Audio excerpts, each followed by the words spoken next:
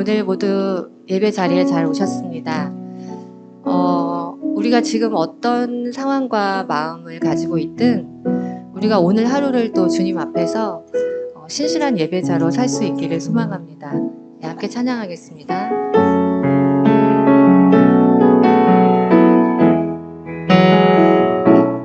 고열을 지나 하나님 품으로 고열을 지나 아버지 품으로 고열을 지나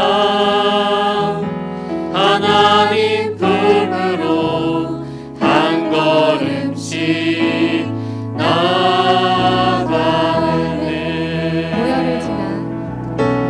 고열을 지나 하나님 품으로 고열을 지나 아버지 품으로 고열을 지나 하나님 품으로 한 걸음씩 나가네.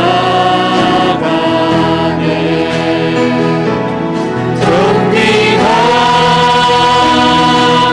주 보혈이 내 영을 새롭게 하시네.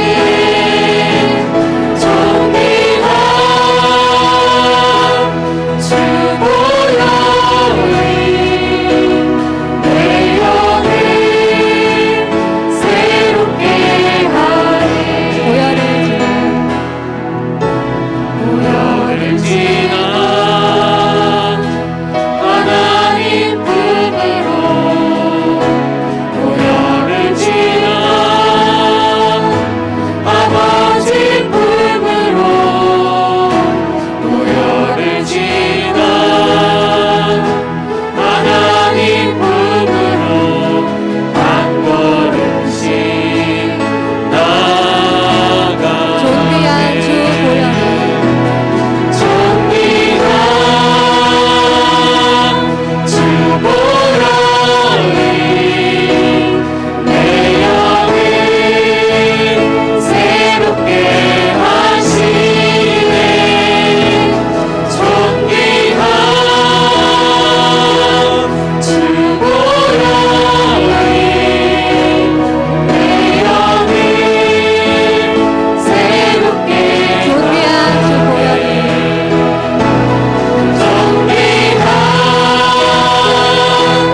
주 보혈이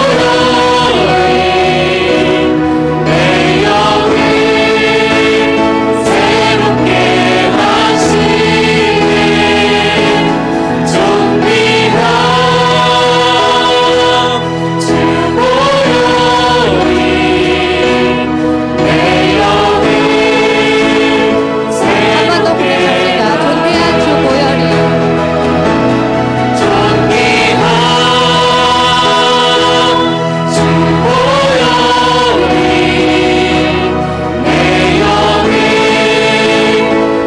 새롭게 하시네.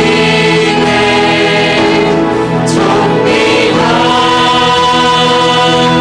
주 보혈이 내 영을 새롭게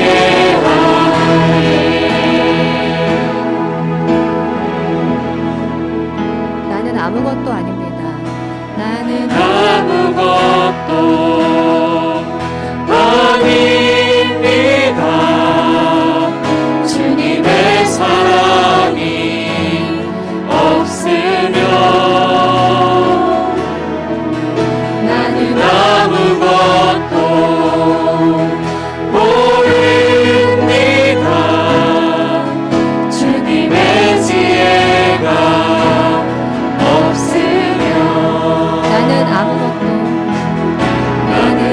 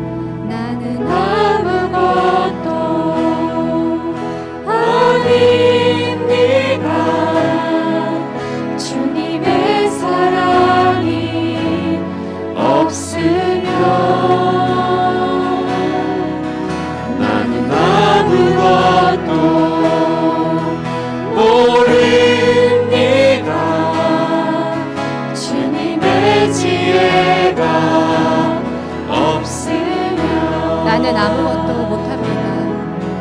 나는 아무것도 못합니다. 주님의 능력이 없으면 나는 한순간도 못 삽니다. 주님의 생명이 없으면 이제 내가 사는 것, 이제 내가 사는 것 아니요. 그리스도 내 안에 사시니 오직 그의 생명이 나의 생명, 나의 모든 날매도 주의 것. 이제 내가 사는 것, 이제 내가 사는 것 아니요. 그리스도 내 안에 사시니 오직 그의 생명이 나의 생명, 나의 모든 날매도 주의 것. 나는 오직 한 분 바랍니다. 나는 오직 한 분 바랍니다. 나의 아버지, 나의 구원, 나의 주.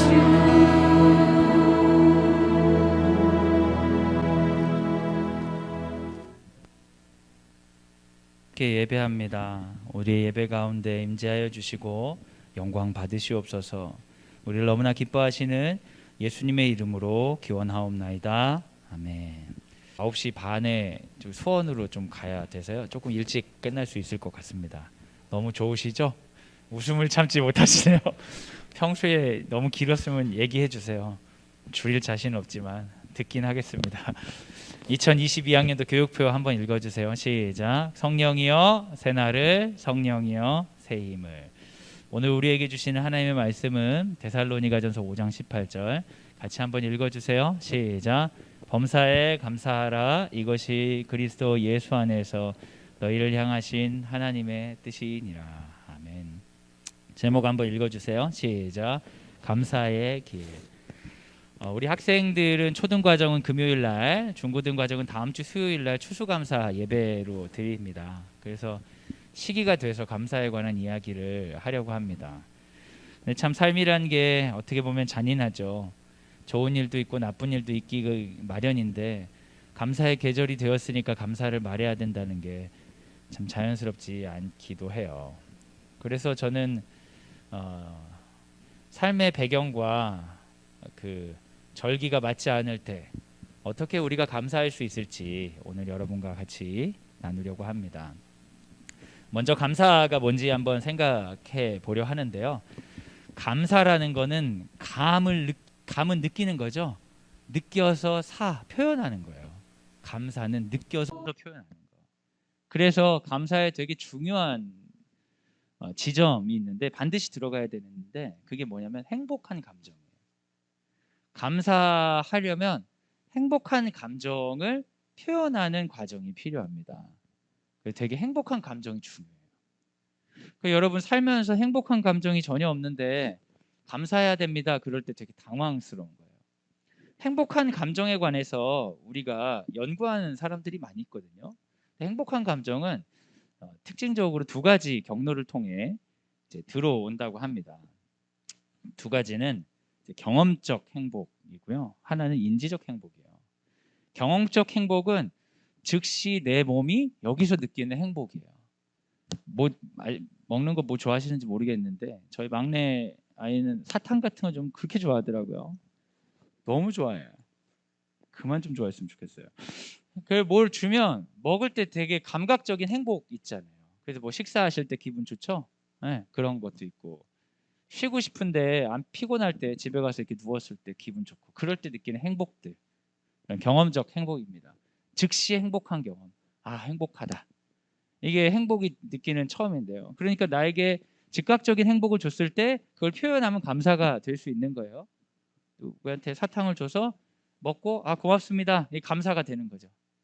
내가 그 느끼는 경험적 행복이에요.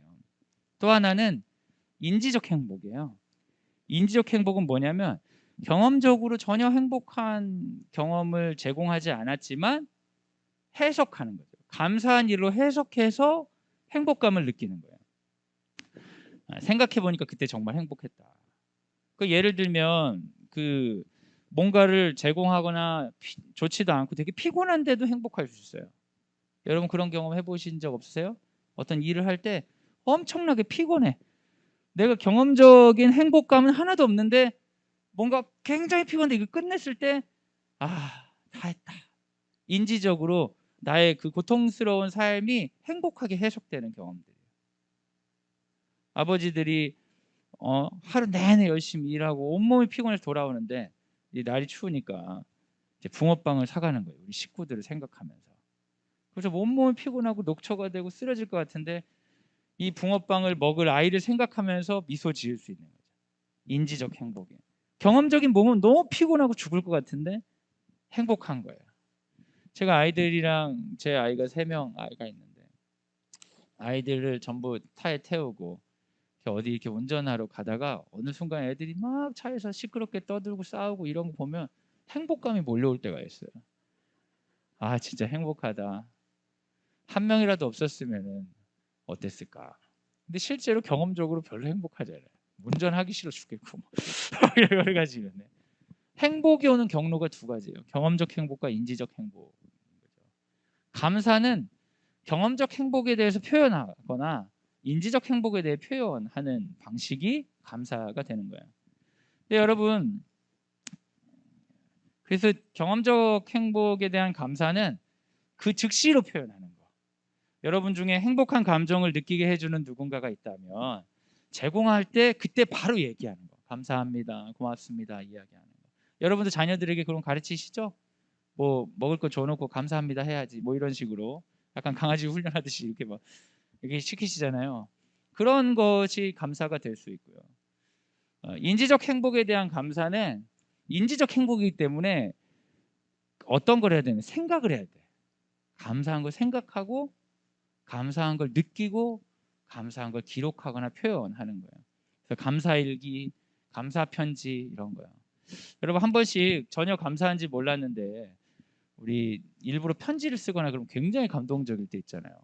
아버지 학교 같은 거 하면은 되게 충격적이에요. 아버지들이 진짜 부모님한테 한 번도 편지를 안 썼을 게 분명히 확실함에도 불구하고 엄청나게 감사의 편지 쓰면 눈물을 흘리시고 감동하시는 거예요. 집에서 혼자 쓰면 되잖아요. 근데 생각을 안 하는 거죠. 근데 이 감사 인지적 행복의 중요한 거는 생각하는 거예요. 그리고 삶을 감사로 해석하는 거. 그리고 그렇게 표현하는 방식이죠.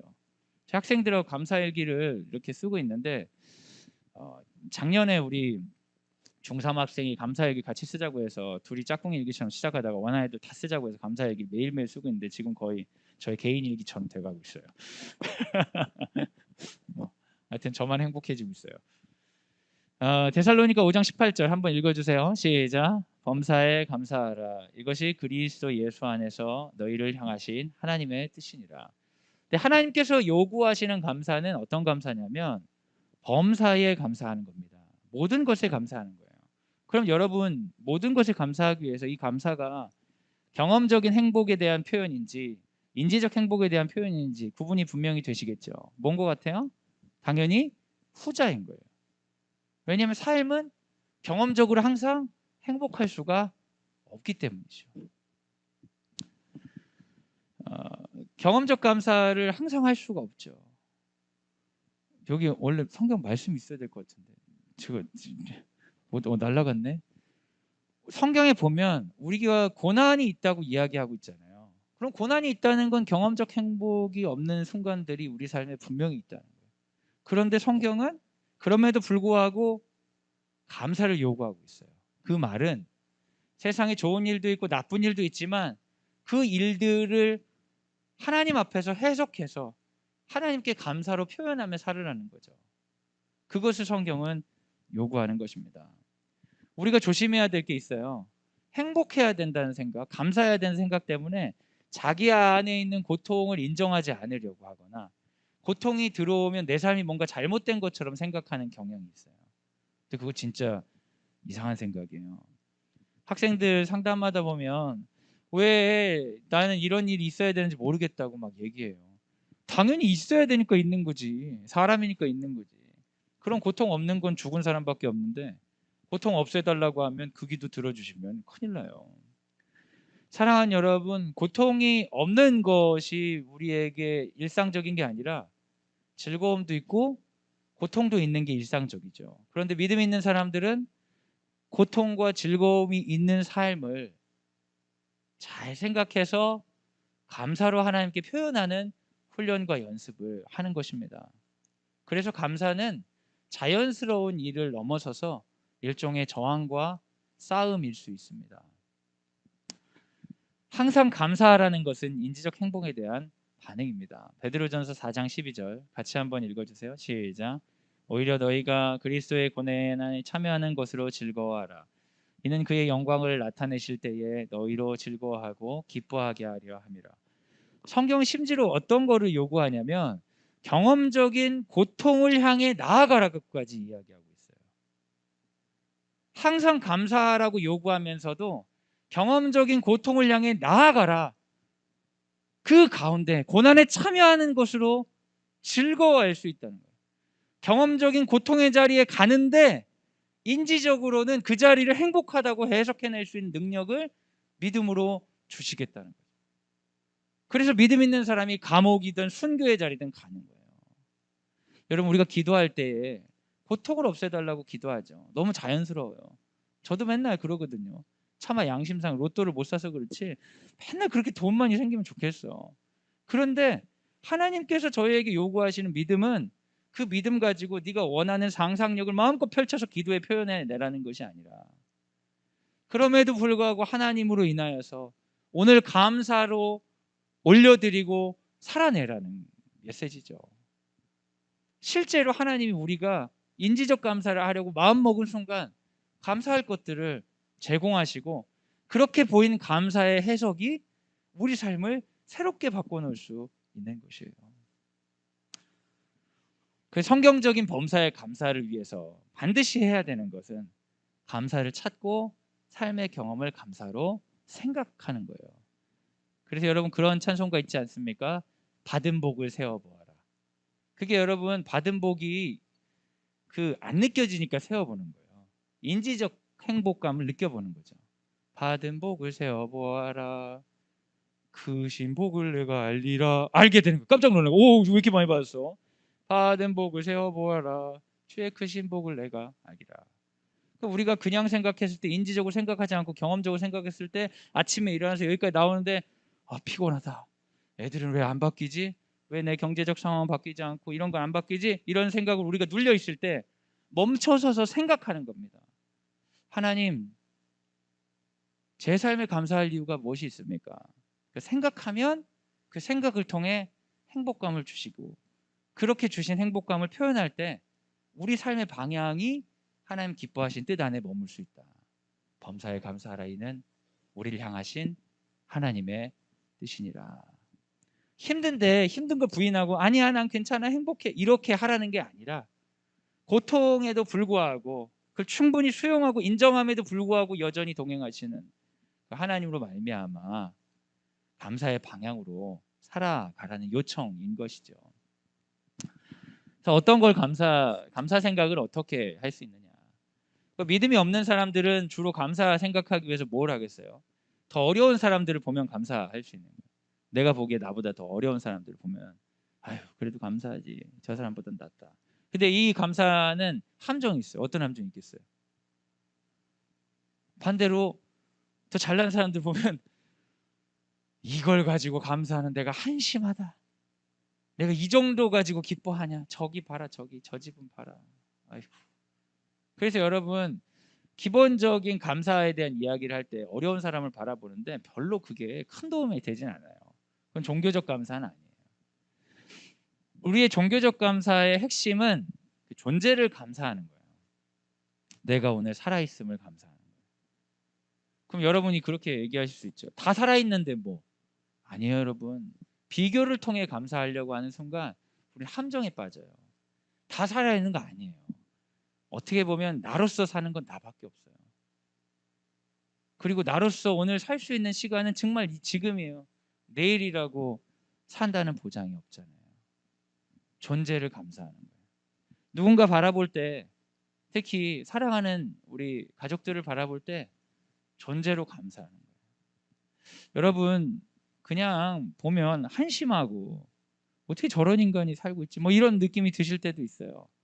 근데 존재를 감사하려고 생각하고 여러분의 배우자나 자녀나 부모님을 바라볼 때 지금 우리가 손을 맞잡지 않으면 다시는 손 맞잡을 수 있는 시간이 없을 수도 있다는 실제 사실을 기억할 때 감사할 수밖에 없는 것 아니겠습니까? 존재가 감사하다.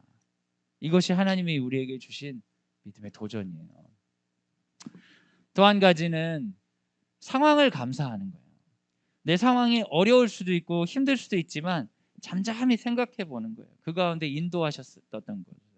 나의 죄악이나 연약함에도 불구하고 인도하셨던 걸 생각하고 감사하기로 결정을 하시는 거예요.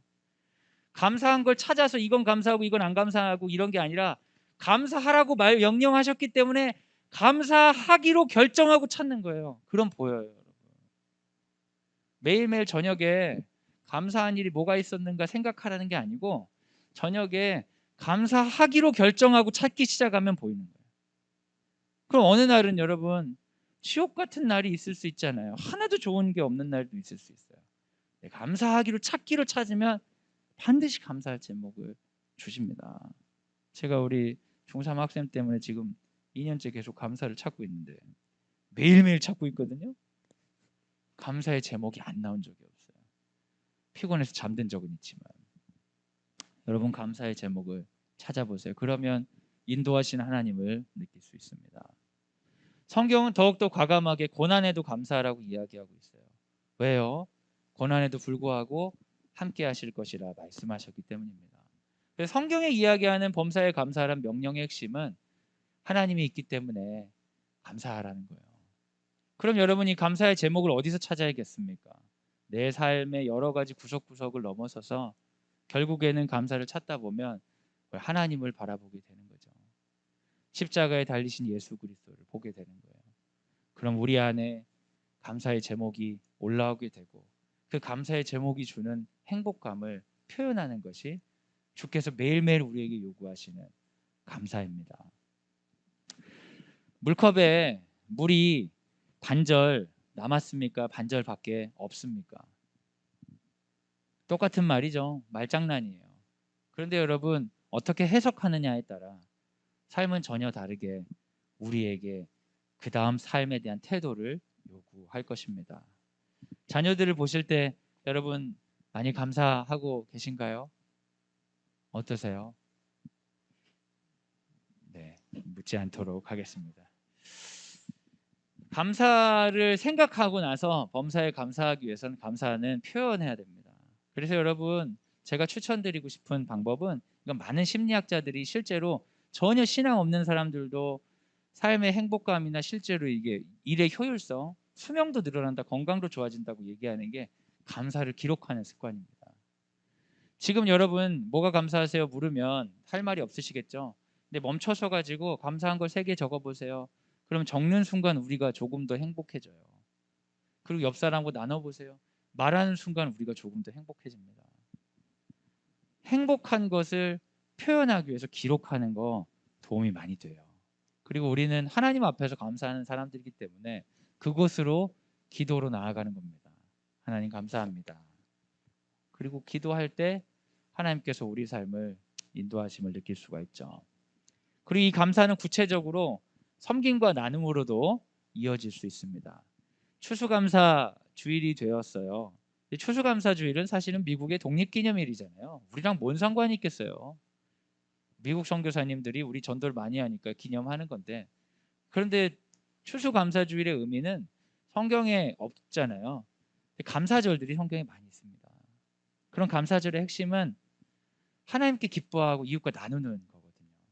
감사를 잘 생각하다 보면 내 안에 이런 행복이 밀려오는데, 누군가는 동일한 상황 혹은 더 좋은 상황임에도 불구하고 감사하지 못하지 않습니까?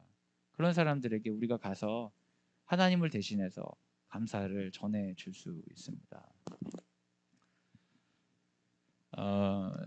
작년인가 재작년인가 우리가 했던 그 헌금인데요. 국민일보에 기사로 나왔었는데, 국민일보 기사에서 제가 복사해서 왔어요. 근데 제 딸아이가 이거 나왔더라고요. 몰랐어요. 국민일보의 기사에 나온지. 그 얘기해줘야 되는 거 아닙니까, 이런 거? 네. 네. 그래서 학교에서는 이런 활동을 합니다. 감사의 제목을 3가지 적고, 그리고 이제 헌금을 하는 거죠. 헌금은 10,000원이 넘지 않도록 그렇게 준비해 주시면 될 것 같아요. 이번에 헌금 1번, 크리스마스 헌금 1번, 그래서 2만 원 정도 아이들이 헌금할 수 있도록 준비해 주셔서, 뭐 금액으로 승부 걸려고 하지 마시고 의미로 하면 좋을 거예요. 그 중고등학생들 제발 빈봉투 내지 말도록 100원이라도 좀 내라고. 초등애들은 막 돈을 더 내는 애들이 있어. 그러지 말라는데 왜 돈을 넣고 난리야. 중고등애들은 빈봉투를 내. 감사 제목을 써가지고. 아주 황당한 친구들. 부모님들 중에 모르는 분들이 많은 것 같아요. 아이들의 상황을. 근데 또 우리가 헌금 갖고 또 얘기하면 또 오해할 수 있잖아요. 근데 이게 그 교육적인 차원에서 그 금액을 지정하고 하는 거니까 아이들 많이 참여할 수 있도록 해주시고, 막 그날 아침에 정말 쓸 거 없어가지고 정말 애처롭게 써가지고 이제 봉투만 내는 친구들이 있는데, 마음으로 준비할 수 있도록 해주시면 이 헌금으로 뭐 연탄도 우리 사서 나르고 해외 선교지도 보내고 그러는데요. 이런 삶의 태도들, 1년에 한 번씩, 1년에 2번씩 이런 거에 동참했던 삶의 태도들이 우리를 더 하나님 앞에서 사는데 풍성하게 만들리라 믿습니다. 교육적 차원에서 잘 동참할 수 있도록 해주세요. 여러분 매일 감사를 생각하시기 바랍니다. 삶이 너무 잔인하고 아프더라도 그럼에도 불구하고 하나님은 계시니까 매일 감사를 생각하고 감사를 느끼고 표현하면 좋겠습니다. 데살로니가 5장 18절을 다시 한번 읽겠습니다. 시작. 범사에 감사하라. 이것이 그리스도 예수 안에서 너희를 향하신 하나님의 뜻이니라. 하나님이 잔인하게 우리의 고통스러운 삶을 외면하시고 너 왜 감사 안 해? 그러면서 막 뭐라고 하시려는 게 아니라 우리의 삶의 길을 인도하시기 위해 매일매일 감사하기를 우리에게 선물처럼 요구하시는 겁니다. 감사할 수 없을 때가 있습니다. 그럴 때는 감사한 것들을 굳이 찾으려고 하실 필요는 없습니다. 내 안에 찾지 마시고 날 위해 십자가 지신 그리스도를 묵상하시기 바랍니다. 감사할 게 하나도 없지만 여전히 십자가의 그리스도는 우리를 사랑스럽게 내려다보고 계십니다. 로마서 5장 8절 같이 한번 읽겠습니다. 시작. 우리가 아직 죄인 되었을 때에 그리스도께서 우리를 위해 죽으심으로 하나님께서 우리에 대한 자기의 사랑을 확정하셨느니라. 아멘. 감사를 잃어버린 사람들에게 다가가서 그리스도의 사랑을 전해 주시기 바랍니다. 어떤 사람은 감사하기에는 너무 힘이 없어요. 그 사람에게 그리스도의 십자가를 묵상하라는 이야기 자체가 너무나 잔인하게 느껴질 수 있습니다. 전혀 그런 의도가 아님에도 불구하고 고통받는 그의 삶을 조롱하는 것처럼 느낄 수 있습니다. 그럴 때는 감사를 잃은 자 주변에 가서 그리스도의 사랑을 가진 자답게 머물러 주시기 바랍니다. 로마서 12장 15절 같이 한번 읽겠습니다. 시작. 즐거워하는 자들과 함께 즐거워하고 우는 자들과 함께 울라.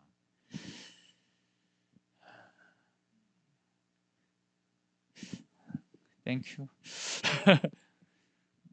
사랑하는 여러분, 저는 오늘 설교를 준비하면서 너무나 제 삶의 곤란함을 느끼는 거예요. 여러분이 알다시피 우리 공동체에 예상하지 못한 장례가 진행되고 있습니다. 오늘 발인 예배가 11시 반? 네, 11시 반에 발인 예배하고 우리 산이 봄이 어머니 이렇게 보내드려야 되는데 그런데 추수감사 주간이라니요. 어떤 얘기를 우리가 할 수 있겠습니까? 우리 중에 어떤 사람은 잔인하게도 고통당한 사람에게 다가가서 그렇게 말할지도 모르겠습니다. 하나님의 뜻이 있어. 더 큰 복을 받을 거야. 감사해야 돼. 그런데 여러분, 그건 정말 잔인한 얘기가 아닐 수 없죠. 주께서 우리에게 감사를 요구하시는 것은 감사를 강요하시는 것이 아니라 우리의 삶의 방향을 감사로 틀어 살아갈 수 있게 만들려고 하시는 거예요. 남들이 감사를 강요할 수는 없는 거죠.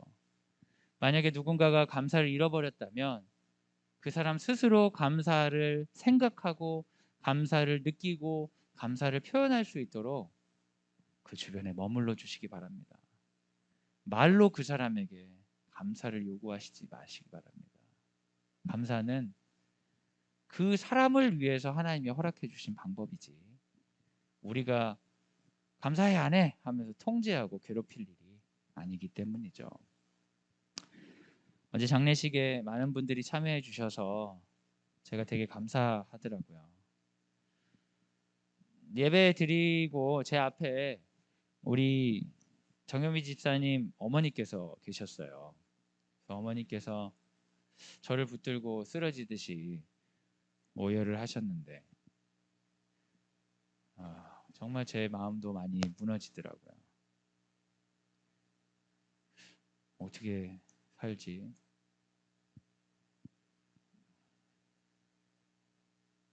상상도 잘 되지 않았어요.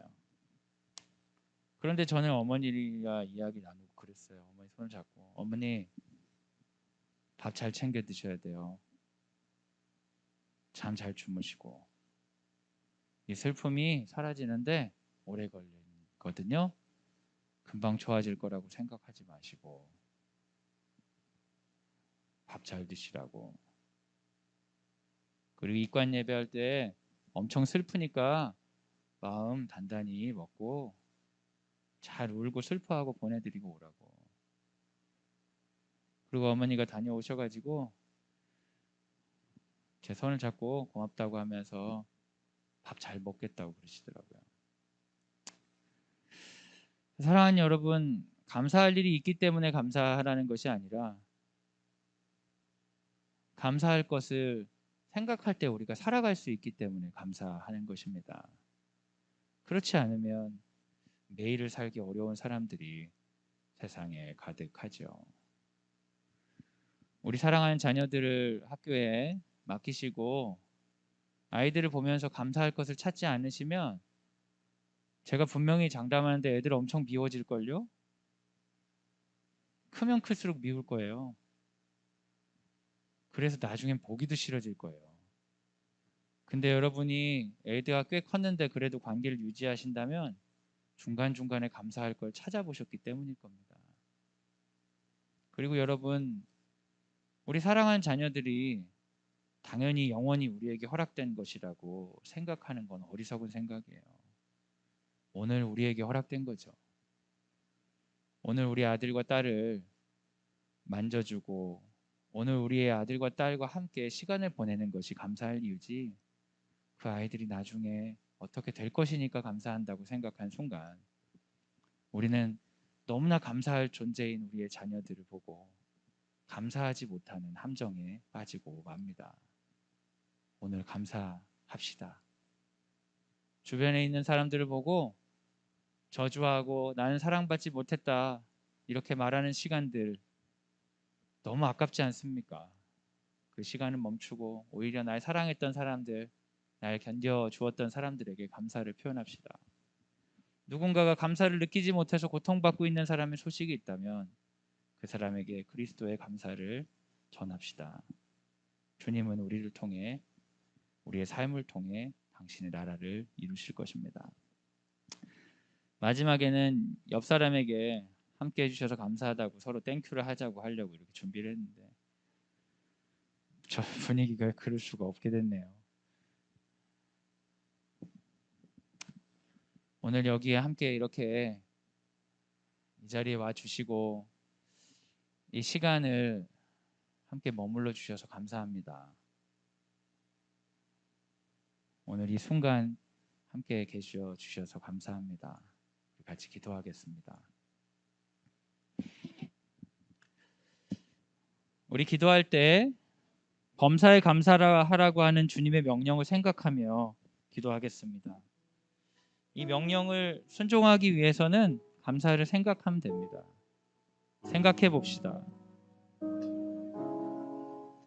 날 창조하시고 구원하시고 인도하시는 하나님을 생각하고 내 삶 가운데 여러 가지 어려움에도 불구하고 예배할 수 있는 이 자리를 허락하신 인도하심, 고난이 있었음에도 불구하고 견디게 하시고 아픔에 있었음에도 불구하고 함께하는 자들을 허락해 주신 거, 오늘 우리 자녀들을 만날 수 있는 거, 손을 뻗어 만질 수 있는 사람들이 있다는 거 생각해 봅시다. 그리고 우리 하나님께 감사를 표현합시다. 고맙습니다. 감사로 살겠습니다. 이 시간 함께 기도하도록 하겠습니다. 같이 기도하겠습니다. 사랑하는 여러분, 우리는 광성드림학교에서 자녀들을 양육하는 부모입니다. 우리 자녀들이 감사의 제목이 되면 좋겠습니다. 우리 자녀들을 생각하며 기도하면 좋겠어요. 제 아들이 수행평가가 있다고 그러면서 8시부터 잠을 자더라고요. 오늘 아침까지 계속 자더라고요. 아침에 일어나서 그랬어요. 또 수행평가 있다면서. 그랬더니 아들이 일어나면서 엄마 아빠는 내가 공부를 한다는 걸 못 믿는 것 같아요 그러더라고요. 당연히 못 믿지, 수행평가인데 8시부터 자니까. 자기 충분히 했다고 그러더라고요. 어이없는 소리라는데 되게 귀엽더라고요. 여러분, 어쩌면 어제 제가 아이에게 되게 화를 낼 수도 있었을 것 같아요. 너 그렇게 살아서 어떡하려고 그러냐.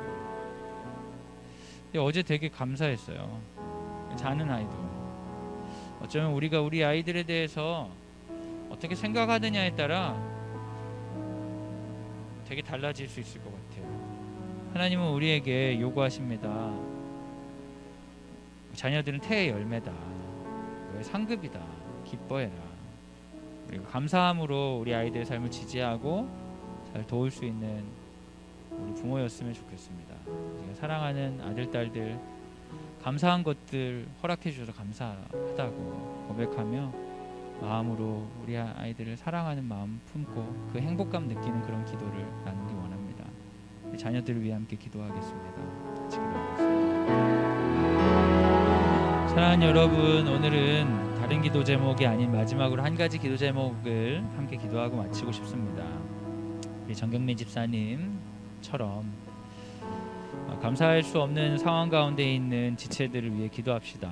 우리 공동체 가운데 감사하기 어려운 상황에 있는 우리 가족들, 질병의 문제로, 관계의 문제로, 경제적 문제로, 삶과 죽음의 문제로 신음하고 있는 지체들을 주님 붙들어 주셔서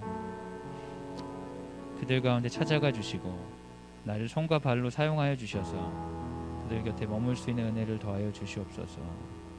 우리 공동체가 고통은 있지만 범사에 감사하는 것은 사라지지 않는, 감사로 저항하고 세상 가운데 새로운 삶의 자리들을 마련하는 그런 공동체 될 수 있도록 인도해 주옵소서. 우리 공동체 안에 있는 지체들의 아픔을 하나님께서 어루만져 주시길 소원하며 기도하도록 하겠습니다. 같이 기도하겠습니다. 사랑이 많으신 하나님, 우리에게 생명 주셔서 감사합니다. 그러나 때로는 우리에게 허락하신 생명이 야속하게 느껴질 때도 있습니다.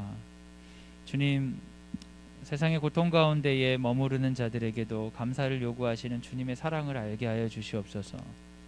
감사하지 못하는 우리를 질책하시는 분이 아니라 우리가 오늘을 살아낼 수 있도록 감사를 숨겨놓으시고 감사의 징검다리를 밟고 다시금 살아갈 수 있는 힘을 주시는 주님을 알게 하여 주옵소서.